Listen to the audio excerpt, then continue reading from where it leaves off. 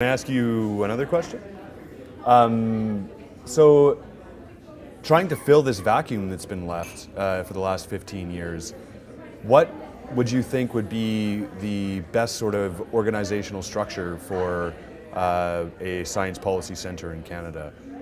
And as a potential sub-question or follow-up, what role do you think people who work in the humanities studying the sciences have in science policy in Canada? Or could have? In practice, there are here and there some researchers, some group. For example, in Quebec, I am in a center called the Inter-University Center on Science and Technology. In this, I have an organization of which I'm scientific director called the Observatory on Science and Technology. There we do empirical study of the scientific system.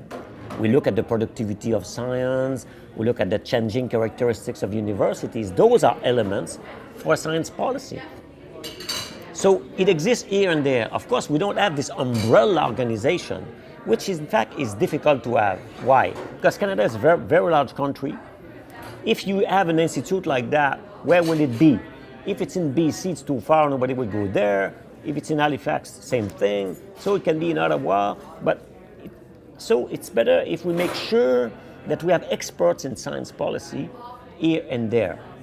For example, in Quebec, in Canada, 20 years ago, by the Social Science and Humanities Research Council, SHRC, they created a master program to push students to study science policy. It was around 1985, around that. So they pushed research like that, because they knew there was not enough thinking by political scientists who don't care much about science on this. So that's the first thing to have, is that to make sure we have experts on working on innovation, and this can be done by the granting council. For example, the three granting council could say, okay, we create a special PhD grant, PhD fellowship or master fellowship on science policy. For example, we have done that in Quebec on, for example, a special master and PhD fellowship on nanotechnology, on the social aspect of nanotechnology. You had the three council, science, social science, health sciences. They said, okay, we take some 50,000 or 60,000 and we give 3 or 4 to the best program of a master PhD student directed by an expert who will do his thesis on the social aspects of. So that's a very easy way to create thinking about that. As for the national thing, it's difficult, because I think it will be difficult to get money for arm's length organization.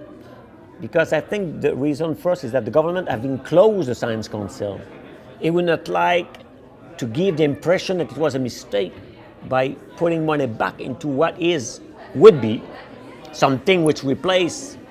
Okay, so of course they have created I forgot the name, the Science and Technology Innovation Council, but that's a private thing to the minister. This is exactly what the Science Secretariat was in 1963, and it was not enough. This is why they had created the Science Council. So I still think Canada needs a Science Council, where he won't always like the report, but we are in a democracy, and we know that there will be a good expert, not paid much, because there are consultants, they take university professor to do on a bit like the National Academies is doing in part. The Canadian Academies, which is the Royal Society of Canada, is doing some expertise like that as a public document. But why is he doing it now? Because they closed the Science Council. So again, there is a problem. So I don't think it's a simple solution, and I don't have a simple solution to creating an institute for science policy in Canada.